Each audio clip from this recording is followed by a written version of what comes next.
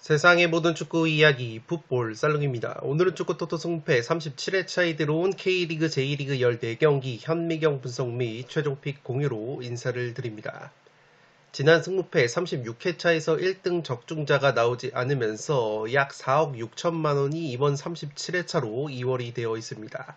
이번 37회차 같은 경우에는 K리그, J리그 14경기 조합으로 들어왔는데 항상 말씀을 드리지만 K리그와 J리그 경기 같은 경우에는 승무패 어떤 결과가 나와도 이상하지 않은 매치업이 대다수이기 때문에 풋볼살롱이 말씀을 드리는 최종픽은 정답지가 아니고 최종픽을 그대로 따라가시기보다는 풋볼살롱이 말씀을 드리는 다양한 전술 분석, 다양한 통계 내용을 바탕으로 나만의 조합픽을 만드셔야 고등수 안에 드실 수 있다는 점을 항상 유념을 해주시기 바랍니다. 또한 이번 37회차 같은 경우에는 판매 마감 시간이 오후 5시 50분까지 판매가 마감이 되기 때문에 유념을 해두시고 미리미리 구매를 하시는 것을 추천을 드리도록 하겠습니다. 지금 보시는 프로토 19.9배 그리고 투폴 무자비 11.1배 적중 내역은 풋볼살롱이 화요일 어제 풋볼살롱 멤버십 킹 등급 회원분들에게 직접 조합 및 구매를 해서 공유를 드린 프로토 조합이라고 보시면 되겠습니다. 이렇게 풋볼살롱은 6월 A매치 기간에 풋볼살롱 유튜브 멤버십 킹 등급 회원분들에게 프로토를 꾸준하게 구매를 해서 공유를 드렸고 이렇게 다폴더 19.9배 풋볼살롱의 트레이드 마크라고 할 수 있는 11.2배의 투폴 무자비 조합이 어제 바로 적중이 됐습니다. 이 월요일에도 이렇게 투폴 무자비 조합이 적중이 됐고 최근에 A매치 경기들로 3무 조합까지 적중이 되면서 6월 A매치 기간에도 유의미한 프로토 수익을 풋볼살롱 멤버십 킹 등급 회원분들이 가져가셨습니다. 이렇게 풋볼살롱 멤버십 킹 등급으로 가입을 하시면 매 회차 풋볼살롱이 직접 조합 및 구매를 하는 양질의 축구 프로토 구매픽을 공유를 받으실 수 있습니다. 이 주력 정배 조합뿐만 아니라 투폴 무자비 조합, 3무 조합, 다폴더 고배당 조합을 다양하게 구매를 해서 공유를 드리기 때문에 자신의 배팅 스타일과 경제 사정에 따라서 취사 선택을 하실 수 있는 장점이 있다고 보시면 되겠습니다.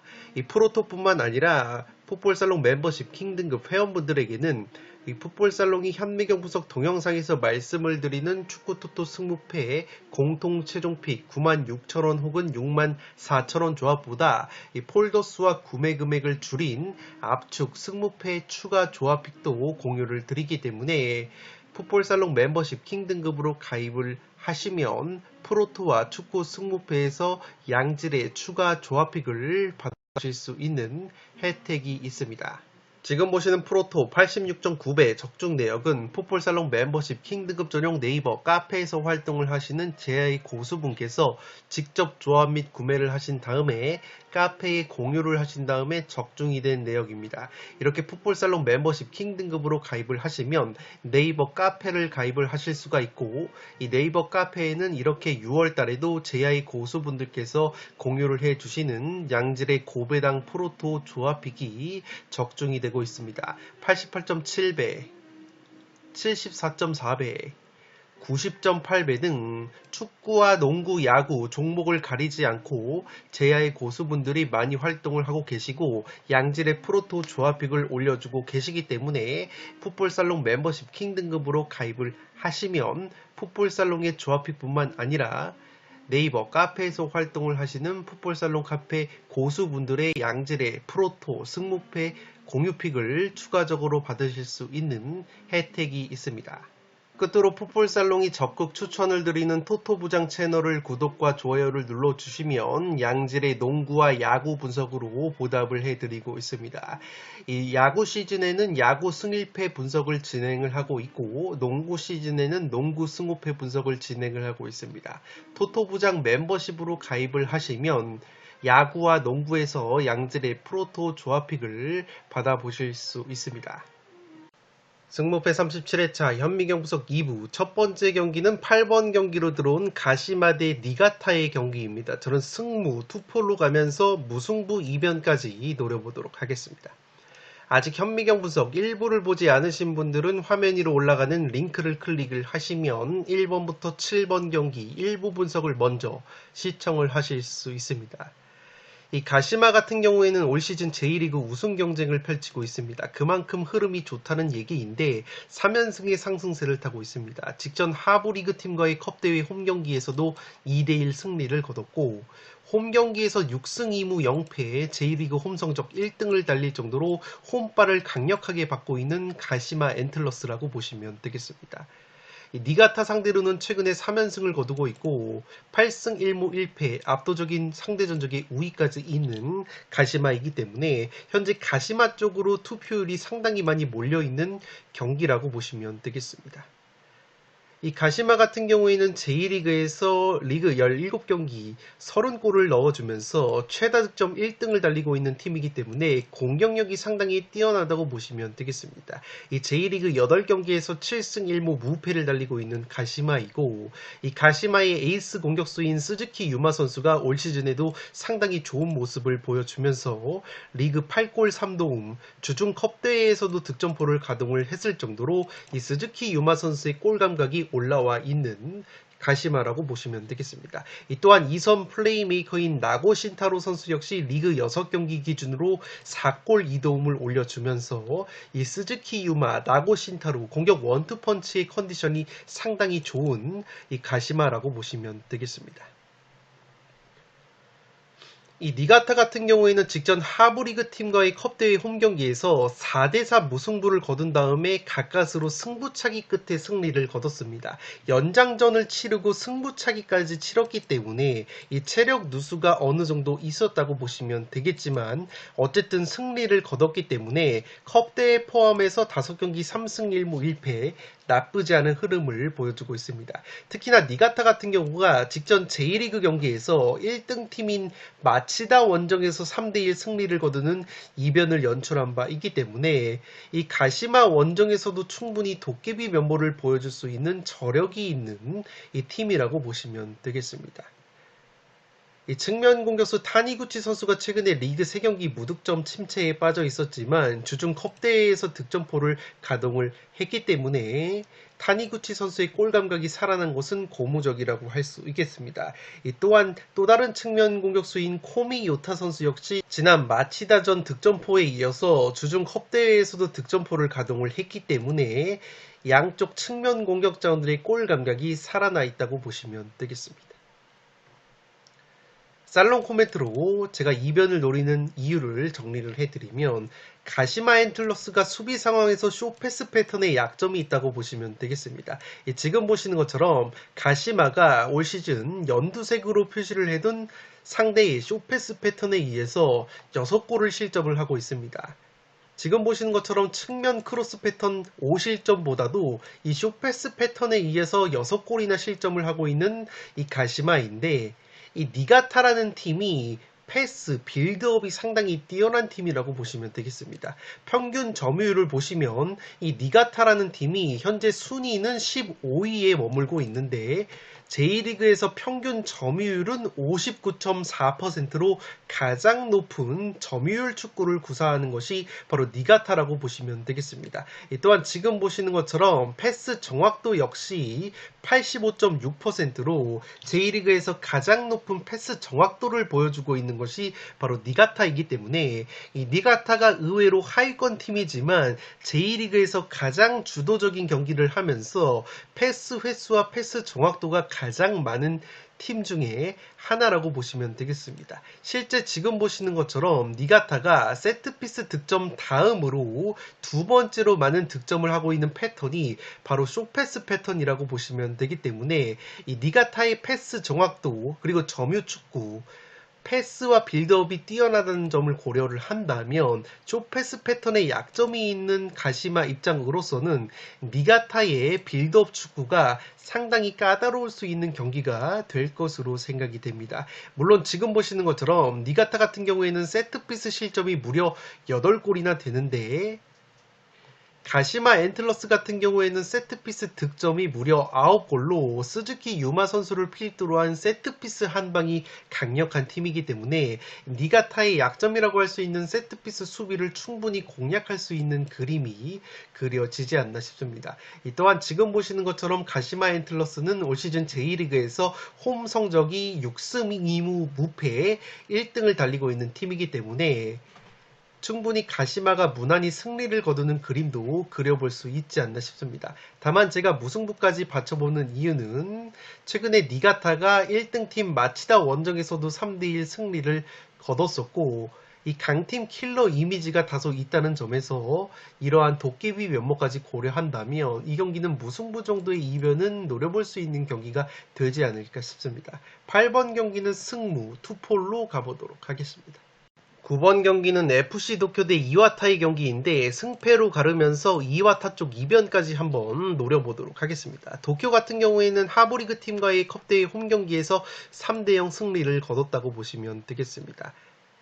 올 시즌 J리그에서 리그 17경기 27골을 넣어주면서 최다 득점 공동 3등을 달리고 있는 도쿄이기 때문에 화끈한 공격력이 강점이라고 보시면 되겠는데 다만 최근에 도쿄의 아라키 료타로 나카가와 같이 핵심 자원들의 골 감각은 다소 떨어져 있는 것이 바로 도쿄라고 보시면 되겠습니다. 이 도쿄 같은 경우에는 측면 공격에 강점이 있는 팀인데 지금 보시는 것처럼 핵심 측면 수비 자원들이 모두 부상으로 빠져 있기 때문에 도쿄가 자랑하는 풀백들 측면 공격이 살아나지 않는 점이 최근에 주춤하고 있는 이 원인이라고 보시면 되겠습니다. 최근에 J리그 4경기에서 2무 2패 승리가 없다가 사간도스 원정에서 1대0 꾸역승을 거두면서 나름대로 분위기 반전에 성공을 한 도쿄이지만 확실히 좋았을 때보다는 다소 경기력이 떨어져 있는 것이 약점이라고 보시면 되겠습니다. 그래도 최근 홈에서는 이와타 상대로 10경기에서 5승 5무 무패에 패배가 없었다고 보시면 되겠습니다. 이와타 같은 경우에도 최근에 흐름이 좋지 못합니다. 직전 하부리그 팀과의 컵대회 홈 경기에서도 1대2 패배를 당하면서 체면을 구긴 이와타이고 특히나 리그 17경기에서 실점이 26실점으로 최다 실점 공동 5등을 달리고 있습니다. 그만큼 수비력이 불안한 이와타이고 원정 9경기에서 무실점 경기가 딱 한 번밖에 없었을 정도로 원정에서는 수비력이 더욱더 흔들리는 약점이 있다고 보시면 되겠습니다. 이와타가 최근에 고전하고 있는 것이 리그 11골을 넣고 있는 주포 공격수 저메인 료 선수가 머리 부상 여파로 5월 6일 도쿄베르전 이후로 한 달간 결장이 되고 있기 때문에 확실히 최전방에서 골 결정력이 떨어져 있는 것이 약점이라고 보시면 되겠습니다. 다만 그래도 백업 공격수 브루노 호세 선수가 컵대회에서 득점포를 가동한 것은 고무적이라고 할 수 있겠습니다. 이와타 같은 경우에는 J리그 7경기에서 1승 2무 4패 부진의 늪에 빠져 있기 때문에 이번 도쿄 원정에서 분위기 반전이 절실하다고 보시면 되겠습니다. 살롱 코멘트로 정리를 해드리면 앞서 말씀을 드린 것처럼 측면 공격력이 가장 강력한 팀이 바로 도쿄인데 측면 공격의 핵이라고 볼 수 있는 사이드백, 풀백들의 부상 여파가 굉장히 심하다고 보시면 되겠습니다. 지금 보시는 것처럼 FC 도쿄가 주황색으로 표시를 해둔 측면 크로스 패턴에 의한 득점이 9골로 측면 크로스에 의한 득점이 가장 많은 팀인데 측면 공격의 핵이라고 볼 수 있는 풀백 자원들이 부상으로 대거 이탈이 되어 있기 때문에 FC 도쿄 특유의 측면 공격이 살아나지 않을 가능성이 있다고 보시면 되겠습니다. 이 또한 이와타 같은 경우에는 최근에 주포 공격수 저메인 료 선수가 한 달간 결장이 되면서 어려움을 겪고 있다고 말씀을 드렸는데, 제가 현지 기사를 찾아보니까 6월 1일자 기사로 이 저메인 료 선수가 머리 부상을 당했지만 이렇게 헤드 기어를 쓰고 훈련을 진행을 했다는 소식이 있습니다. 6월 1일 같은 경우에는 A매치 기간이었기 때문에 A매치 기간 2주 동안 이 저메인 료 선수가 몸 상태를 끌어올렸더라면 이 FC 도쿄 원정에서 깜짝 출전할 가능성도 있기 때문에, 만약에 이와타가 주포 공격수 저메인 료 선수가 깜짝 부상 복귀를 하면서 최근에 도쿄가 측면 수비 쪽에 공백이 있다는 점과 아라키 류타로, 나카가와 같이 핵심 공격자원들의 골 감각도 다소 떨어져 있다는 점까지 고려한다면 이 경기는 이와타가 한번 이변을 노려볼 수 있는 그림이 그려지지 않을까 싶습니다. 이 도쿄 역시 공격력이 뛰어나지만 리그 17경기에서 25실점으로 최다 실점 공동 6등을 달리고 있기 때문에 수비력이 견고하지는 않다는 점에서 이 경기는 FC 도쿄의 측면 수비 공백과 이와타의 주포 공격수 저메인 료 선수의 깜짝 복귀 가능성을 고려해서 9번 경기는 승패로 갈라보도록 하겠습니다. 10번 경기는 나고야 대 쇼난의 경기인데, 이 경기는 과감하게 단통 무승부로 가면서 쇼난 쪽 이변을 노려보도록 하겠습니다. 나고야 같은 경우가 최근에 경기력이 좋지 못합니다. 직전 지역리그 팀, 아마추어 팀과의 컵대회 홈경기에서 충격적인 0대1 패배를 당하면서 이 나고야가 1승 2무 2패, 컵대회 포함해서 굉장히 좋지 못한 모습을 보여주고 있습니다. 특히나 쇼난과의 최근 상대 전적을 보시면 쇼난 상대로 3경기에서 2무 1패 승리가 없었기 때문에 이 나고야가 충분히 통수를 칠 가능성이 있지 않나 싶습니다. 무엇보다 나고야가 용병 공격수 캐스퍼 융커 선수가 햄스트링 여파로 인해서 출전 여부가 불투명하고, 중앙 수비수 카와주라 선수와 윙백 류지 선수가 부상 여파로 출전 여부가 불투명하기 때문에 공수에 걸쳐서 전력 누수가 예상이 되는 경기라고 보시면 되겠습니다. 이 나고야 같은 경우가 공격력이 상당히 약점인데 리그 17경기에서 20골에 그치면서 최소 득점 4등에 머물고 있습니다. 그만큼 나고야가 수비력에 비해서는 공격력이 굉장히 부실한 팀이라고 보시면 되겠는데, 설상가상으로 공격형 미드필더 나가이 겐스케가 리그 8경기에서 무득점, 캐스퍼 융커 선수가 3경기 무득점에 햄스트링 부상 여파가 있다는 점, 공격형 미드필더 모리시마 선수 역시 리그 10경기 무득점, 용병 공격수 패트릭 역시 리그 4경기 무득점 침체에 빠져 있으면서 가뜩이나 공격력이 떨어지는 나고야가 핵심 공격자들의 골 감각도 굉장히 떨어져 있기 때문에 제 아무리 수비가 약점인 쇼난이라고 할지라도 이 나고야를 상대로 충분히 버틸 수 있는 힘이 있을 것으로 보이는 이번 매치업이라고 보시면 되겠습니다.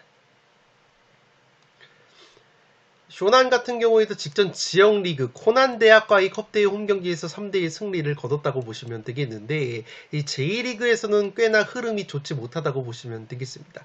특히나 리그 17경기 중에서 무실점 경기가 한 번으로 굉장히 수비력이 흔들리고 있는 쇼난이고, 원정 9경기 중에서는 클린시트, 무실점 경기가 단 한 번도 없었을 정도로 원정에서는 수비 약점이 도드라지는 이 쇼난이라고 보시면 되겠습니다. 그래도 쇼난이 고무적인 것은 쇼난의 용병 공격수인 루키안 선수가 최근에 골 감각이 상당히 좋은데, 최근 J리그 3경기 연속골 4골을 넣어주면서 이 주중 컵대회에서도 2골을 넣었기 때문에 이 쇼난의 용병 공격수 루키안의 골 감각이 절정이라고 보시면 되겠습니다. 또한 쇼난의 측면 자원인 후쿠다쇼 선수 역시 리그 7경기 5골을 넣어주고 있기 때문에 오히려 주축 공격 자원들의 골 감각은 나고야보다는 쇼난 쪽이 좀 더 좋은 모습이 있다고 보시면 되겠습니다. 살롱 코멘트로 정리를 해드리면, 지금 보시는 것처럼 나고야 같은 경우에는 세트피스 득점이 굉장히 많은 팀이라고 보시면 되겠고, 쇼난 같은 경우에는 세트피스 실점이 8골로 세트피스 실점이 상당히 많기 때문에 기본적으로 나고야가 강력한 세트피스를 앞세워서 득점을 할 가능성이 있다고 보시면 되겠습니다. 또한 지금 보시는 것처럼 쇼난 같은 경우가 최근에 J리그 원정 8경기에서 3무 5패 승리가 없었기 때문에 이 쇼난의 원정 기복까지 고려한다면 이 쇼난의 이변이 나온다면 무승부가 한계치로 보여지는 매치업이라고 보시면 되겠습니다. 더군다나 원정 9경기에서는 무실점 경기가 단 한 경기도 없었던 쇼난이기 때문에 그래도 나고야 쪽이 좀 더 유리해 보일 수 있는 경기이지만 쇼난 같은 경우에는 용병 공격수 루키안 선수가 최근에 좋은 골 감각을 보여주고 있고 측면 자원 후쿠다쇼 선수 역시 좋은 골 감각을 보여주고 있기 때문에 주요 공격 자원들의 골 감각은 쇼난이 한 수 위라는 점에서 이 쇼난이 최근에 나고야 상대로 패배가 없었다는 점과 나고야가 주중 지역 리그 팀과의 컵 대회에서도 패배를 당했다는 점, 주요 공격자들의 골 감각이 굉장히 떨어져 있고 용병 공격수 캐스퍼 융커 선수가 햄스트링 부상 여파로 출전 여부가 불투명한 점까지 고려한다면 이 경기는 쇼난이 무승부 정도로 한번 비벼볼 수 있는 경기가 될 것으로 생각이 됩니다. 10번 경기는 단통 무승부로 이변을 노려보도록 하겠습니다. 11번 경기는 간바 오사카 대 가시와 레이소리 경기인데 이 경기는 승무 투폴로 가보도록 하겠습니다. 이 간바 오사카 같은 경우에는 어느덧 3등으로 올라오면서 우승 경쟁을 스멀스멀 펼치고 있다고 보시면 되겠는데 그만큼 흐름이 좋다고 보시면 되겠습니다.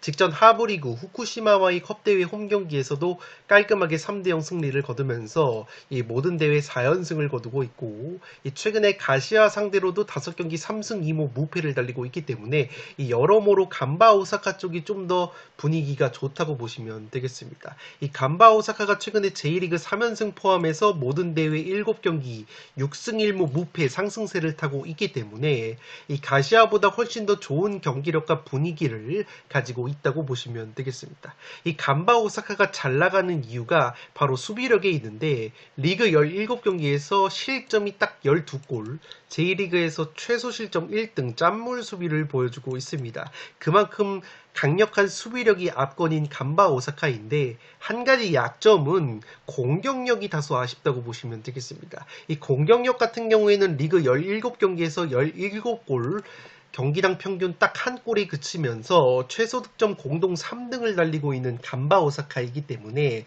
확실히 짠물 수비에 비해서는 공격력이 굉장히 아쉬운 점이 있다고 보시면 되겠습니다. 그래도 주포 공격수 우사미 선수가 직전 쇼난 원정에서 2골을 넣어주면서 이 베테랑의 저력을 보여준 간바 오사카의 공격이고 주중 컵 대회에서 백업 용병 공격수인 제발리 선수가 득점포를 가동한 것 역시 고무적이라고 할 수 있겠습니다. 반면에 가시와 같은 경우에는 경기력 대비해서 결과가 나오지 않고 있고 특히나 골 결정력이 아쉬운 모습이 있습니다. 다만 하부리그 모리오카와의 컵대회 홈경기에서 2대0 승리를 거두면서 그래도 나름대로 분위기 반전에는 성공을 했지만 J리그 기준으로 봤을 때 3경기에서 1무 2패 승리가 없었기 때문에 확실히 간바 오사카보다는 분위기가 다운이 되어 있다고 보시면 되겠습니다. 백업 공격수 야마모토 오타 선수가 주중 컵대회에서 2골을 넣었기 때문에 이 야마모토 선수가 출전 시간을 늘려갈 수 있는 가시아라고 보시면 되겠고 이 가시아가 제가 골 결정력이 아쉽다고 말씀을 드렸는데 에이스 공격 자원인 마테우스 사비오 선수가 최근에 리그 5경기에서 공격 포인트가 없었습니다. 또한 호소야 마오라는 주포 공격수가 올 시즌 리그 13경기에서 한 골 부진의 늪에 빠져 있기 때문에 공격 원투펀치의 골 감각이 굉장히 떨어져 있는 가시와이기 때문에 이러한 가시아가 J리그 최고 짠물 수비 간바 오사카의 수비를 뚫어내기에는 상당히 어려울 수 있는 경기가 될 것으로 생각이 됩니다. 살롱 코멘트로 정리를 해드리면 지금 보시는 것처럼 양팀 모두 골 결정력이 떨어지는데 가시아 레이솔이 경기당 평균 기대 득점 대비해서 골 결정력이 가장 떨어지는 팀이고 간바 오사카 역시 세 번째로 골 결정력이 떨어지기 때문에 양팀 모두 득점력이 아쉽다고 보시면 되겠습니다. 다만 수비적인 측면에서는 간바 오사카가 훨씬 더 좋은 모습을 보여주고 있다고 보시면 되겠습니다. 다만 제가 무승부까지 한번 노려보는 이유는 이 간바 오사카 같은 경우에는 공격 상황에서 세트피스와 더불어서 측면 크로스에 의한 득점이 5골로 굉장히 많은 팀이라고 보시면 되겠는데 가시아 레이솔이 세트피스 실점은 10골로 많지만 측면 크로스에 의한 실점은 딱 한 골로 적기 때문에 이 가시아 레이솔이 세트피스 상황에서만 어떻게 실점을 하지 않는다면 측면 크로스를 잘 막아내면서 간바 오사카에 떨어지는 골 결정력이 나와준다면 이 경기는 저득점 무승부까지는 한번 노려볼 수 있는 경기가 되지 않을까 싶습니다. 이 가시아 레이솔 같은 경우에는 기대 득점이 상당히 높다고 말씀을 드렸는데 J리그에서 평균 기대 득점이 26.6골로 산프이로 다음으로 두 번째로 높은 팀인데 지금 보시는 것처럼 빅찬스 미스횟수가 세 번째로 많을 정도로 기대 득점은 높지만 그 기회를 골로 연결하지 못하는 것이 굉장히 아쉬운 부분이기 때문에 간바 오사카의 짠물 수비를 고려한다면 이 경기는 이변이 나온다면 저득점 무승부가 한계치이지 않나 싶습니다. 간바 오사카가 지금 보시는 것처럼 J리그에서 클린시트 무실점 경기가 7번으로 가장 많은 팀이기 때문에 간바 오사카의 짠물 수비와 더불어서 간바 오사카에 떨어지는 공격력이 겹쳐준다면 이 경기는 이변픽으로는 무승부가 합리적인 선택으로 보여집니다. 11번 경기는 승무 투폴로 가보도록 하겠습니다. 12번 경기는 울산 대 서울의 경기인데 울산이 단통 승리로 가보도록 하겠습니다. 이변픽으로는 승무, 무승부 이변까지 추천을 드리도록 하겠습니다. 울산 같은 경우에는 전북과의 홈 경기에서 극장골로 승리를 거뒀습니다. 올 시즌 홈에서 6승 2무 무패, K리그 1에서 홈 성적 1등을 달리고 있는 울산이고 이 서울과의 상대 전적을 보시면 10경기 기준으로 7승 3무 무패, 19경기 기준으로 14승 5무 무패를 달리면서 울산이 서울의 압도적인 천적 면모가 있다고 보시면 되겠습니다. 지난 5월 서울 원정에서도 극장골로 승리를 거두면서 이 천적 면모를 이어간 울산인데 한 가지 아쉬운 것은 이번 경기 용병 공격수 2명이 결장이 된다고 보시면 되겠습니다. 지난 서울과의 원정 경기에서 극장 페널티킥 결승골을 넣었던 장신 용병 공격수 마틴 아담 선수가 헝가리 대표팀에 차출이 되어 있고 또 다른 용병 공격수 루빅손 선수가 발목 부상으로 이탈이 되어 있습니다. 이 루빅손 같은 경우에는 리그 4골 3도움을 올려주면서 주민규 선수와 더불어서 가장 많은 공격 포인트를 올려주고 있는 선수인데 이 선수까지 빠지게 된다면 울산이 용병 공격자원들의 전력 누수가 꽤 클 수도 있는 경기라고 보시면 되겠습니다. 그래도 공격수 주민규 선수가 국가대표팀 승선을 해서 싱가포르전에서 1골 3도움을 하고 돌아왔기 때문에 최근에 울산에서 9경기 1골로 저조했던 주민규 선수가 자신감을 되찾은 것은 고무적이라고 할 수 있겠습니다. 서울 같은 경우에는 직전 광주와의 홈 경기에서 1대2 패배를 당하면서 홈 연패 수렁에 빠져 있습니다. 다만 서울 같은 경우에는 그나마 원정에서는 4경기 2승 2무 무패를 달리면서 원정에서 오히려 좋은 모습을 보여주고 있습니다. 용병 공격수 링가드 선수가 최근에 출전 시간을 늘리면서 컨디션이 올라가고 있는데 아직까지 공격 포인트가 없다고 보시면 되겠는데 이 링가드 선수가 지난 울산과의 1차전 맞대결에서는 부상으로 결장이 됐었기 때문에 이 울산 수비 자원들이 이 링가드 선수를 처음 상대를 해보기 때문에 컨디션이 올라온 링가드가 은근히 활약을 해줄 가능성이 있는 이 서울이라고 보시면 되겠습니다. 살롱 코멘트로 정리를 해드리면 양팀의 올 시즌 1차전 맞대결을 보시면 울산이 원정이었음에도 불구하고 점유율을 무려 63% 가져갔고 기대 득점 역시 1.47 대 0.37로 울산이 훨씬 더 높았다고 보시면 되겠습니다. 다만 승부는 극장 페널티킥 골로 울산이 1대0 꾸역승을 거뒀던 매치업이기 때문에 이번 경기 역시 서울 상대로 은근히 고전을 할 수 있는 경기라고 보시면 되겠고 그리고 올 시즌 7개의 공격 포인트를 올려주고 있는 울산의 루빅손 선수가 발목 부상으로 결장이 되는 울산이고 장신 공격수 마틴 아담까지 대표팀 차출로 인해서 결장이 되는 울산이기 때문에 용병 공격자원들의 공백이 느껴질 수 있는 울산이라고 보시면 되겠습니다.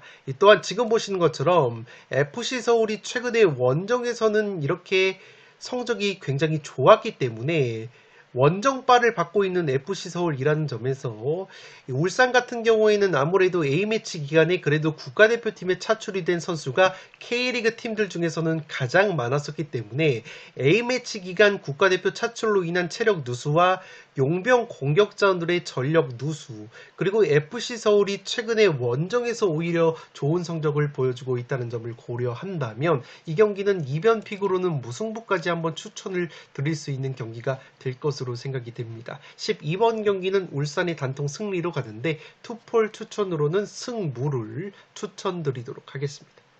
13번 경기는 전북 대 인천의 경기인데 전북의 단통 승리로 가보도록 하겠습니다. 투폴 추천으로는 승패로 갈라보실 것을 추천드리도록 하겠습니다. 개인적으로 이 경기는 승무패 어떤 결과가 나와도 이상하지 않은 경기라서 이 픽을 선택하기가 상당히 애매했는데 그래도 이쯤에서는 전북이 홈에서 한번 반등을 가져갈 수 있는 타이밍이지 않나 생각이 되고 있습니다.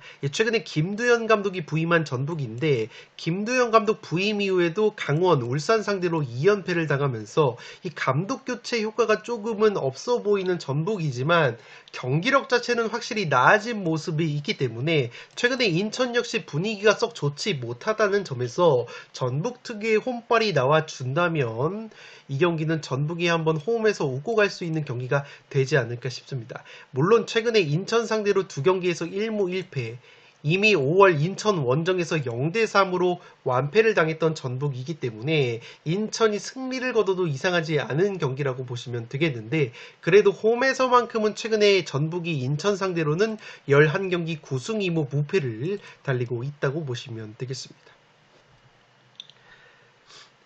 그래도 울산전에서 공격수 송민규 선수가 부상 복귀를 했기 때문에 측면 공격이 살아날 수 있는 전북이라고 보시면 되겠습니다.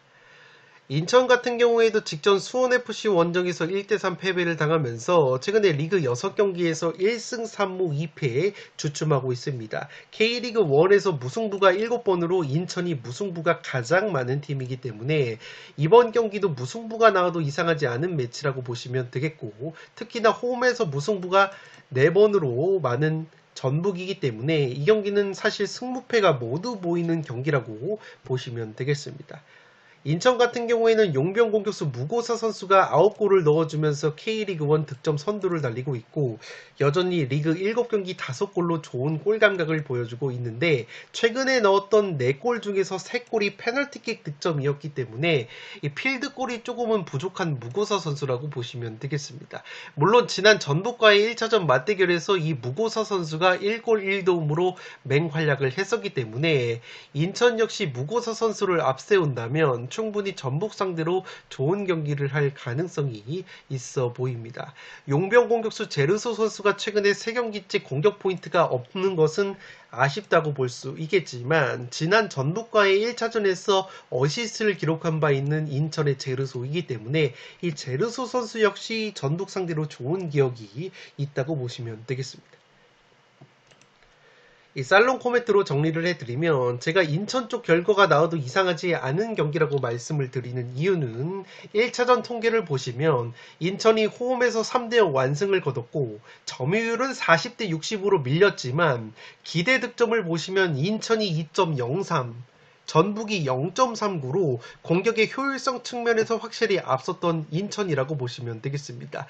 또한 최전방에는 용병 공격수 무고사가 있는 인천이 전북보다 오히려 최전방 골 결정력이 앞서기 때문에 이 경기는 인천의 결과가 나와도 이상하지 않은 매치라고 생각은 되는데 그래도 제가 전북 단통 승리로 한번 가보는 이유는 전통적으로 홈에서는 전북이 인천 상대로 패배가 별로 없었다는 점과 김두현 감독 체제에서 승리는 없었지만 경기력은 확실히 나아진 모습이 있었기 때문에 홈에서 한번 웃고 갈 수 있는 타이밍이지 않나 생각이 되고 있습니다. 개인적으로 13번 경기는 개인적으로 최종 픽을 가져가실 것을 권장드리면서 13번 경기는 전북의 단통 승리로 가보도록 하겠습니다.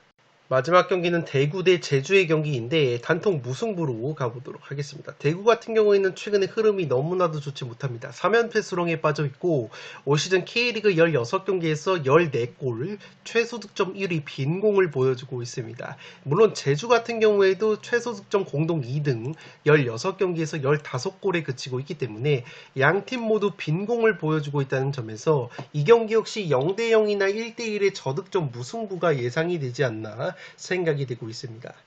다만 상대전적 면에서는 지난 5월 제주 원정에서 0대1 패배를 한 것을 제외하면 대구가 제주 상대로는 6경기 3승 3무 무패를 달렸었기 때문에 대구도 충분히 제주 상대로 반전을 노려볼 수 있는 경기가 될 것으로 생각이 됩니다. 이 대구가 최근에 어려움을 겪고 있는 것이 원래는 대구라는 팀이 전형적으로 점유율을 낮게 가져가면서 선수비 후 역습 축구에 특화가 되어 있던 팀인데 이 박창현 감독이 부임한 이후에는 보다 공격적인 축구를 지향하다 보니까 점유율도 옛날보다 높아지고 활동량 역시 과거보다 높아져서 후반 막판에 체력이 급격하게 떨어지는 약점이 있다고 보시면 되겠습니다. 또한 대구의 에이스인 세징야 선수가 최근에 4경기에서 공격 포인트가 없었기 때문에 이 세징야 선수를 비롯해서 고재현, 에드가 공격 에이스 자원들이 부진한 것 역시 대구가 K리그 1에서 득점력이 가장 저조한 원인이라고 보시면 되겠고, 이 수비적인 측면에서도 리그 8경기에서 무실점 경기가 없었기 때문에 수비까지 흔들리는 대구라고 보시면 되겠습니다. 제주 같은 경우에는 직전 강원과의 홈경기에서 1대2로 패배를 당했는데 강원전 패배 이전에는 그래도 리그 2연승으로 어느 정도 분위기 반전에 성공을 했었다고 보시면 되겠습니다. 최근에 제주의 골키퍼 김동준 선수가 좋은 선방 능력을 보여주고 있기 때문에 이 대구의 골 결정력을 고려하면 제주의 김동준 골키퍼를 넘어서기에는 굉장히 어려운 경기가 될 가능성이 있어 보입니다.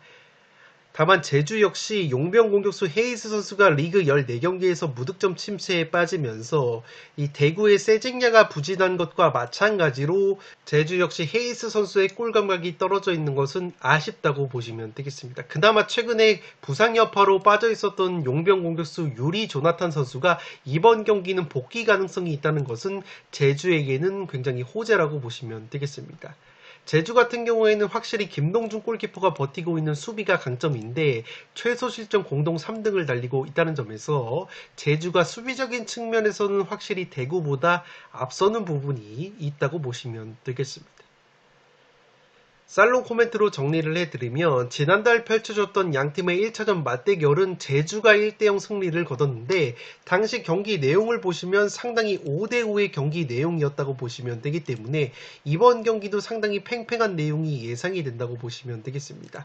지금 보시는 것처럼 제주의 김동준 골키퍼가 선방 확률이 75%로 전체 2등을 달리고 있기 때문에 대구의 빈공을 고려하면 김동준 골키퍼를 넘어서는 것은 상당히 어려울 것으로 생각이 되고 지금 보시는 것처럼 양팀 모두 골 결정력이 상당히 떨어지는데 제주가 경기당 기대 득점 대비해서 골 결정력이 가장 떨어지고 대구 역시 세 번째로 골 결정력이 떨어지기 때문에 양팀의 빈공을 고려하면 이번 경기도 저득점 무승부 고미가 가장 당기는 매치이지 않나 싶습니다. 최근 경기력과 제주의 탄탄한 수비력 그리고 김동준 골키퍼의 선방 능력을 고려하면 제주의 승리 가능성도 있어 보이는 매치이지만 제가 무승부로 가는 이유는 아무래도 대구가 전통적으로 홈발을 받는 팀이고 특히나 용병 공격수 세징야 같은 선수는 홈 경기에서 굉장히 강력한 모습이 있기 때문에 지난 5월 제주 원정에서는 이 세징야 선수가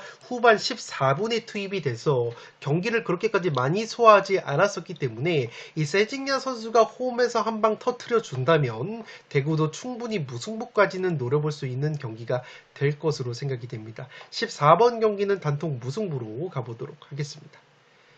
네, 이것으로 약 4억 6천만 원이 이월된 축구토토 승무패 37회차 현미경 분석 1부와 2부 모두 마치도록 하겠습니다. 영상이 도움이 되신 분들은 좋아요와 구독 버튼을 눌러주시면 풋볼살롱 채널에 크나큰 힘이 됩니다.